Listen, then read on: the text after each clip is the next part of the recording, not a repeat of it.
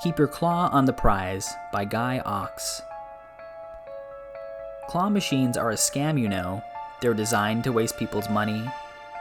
My high school boyfriend and I had already spent an idyllic Valentine's Day together at the local arcade when we happened upon a crane machine. Inside, atop the pile, was a magenta teddy bear with heart eyes. Playfully, I asked Drew to win it for me.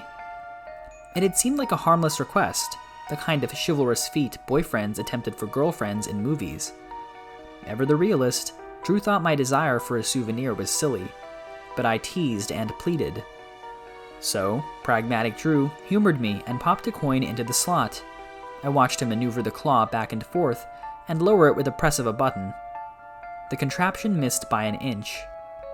After his third wasted dollar, I was over the bear and ready to forget it.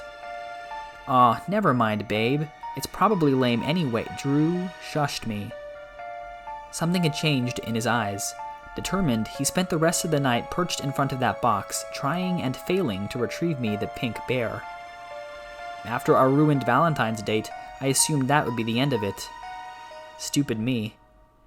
Day after day, Drew returned to the arcade, convinced that winning the bear was just one lever twist away. But every time, he was unsuccessful. That bear would slip from the claw at the last second, or land just next to the opening. By the time I broke up with him, Drew was a shell of himself. I'd watched him devolve from an intelligent thinker into an unhinged dropout, all over a meaningless novelty toy. From then onwards, his obsession only spiraled.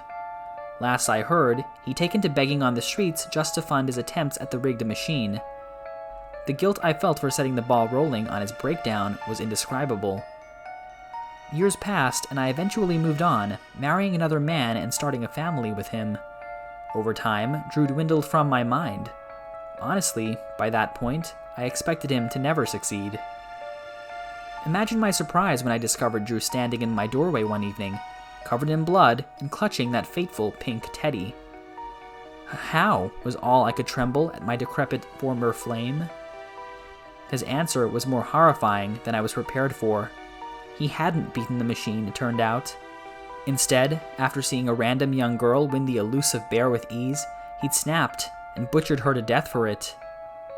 Without any further trouble, Drew departed my house, his purpose for the last decade finally fulfilled. Despite my revulsion over the bloody toy left in my hands, or the murder of that poor child, I almost felt relief. Only then did I remember. My daughter went to the arcade that day, and she still hadn't come home.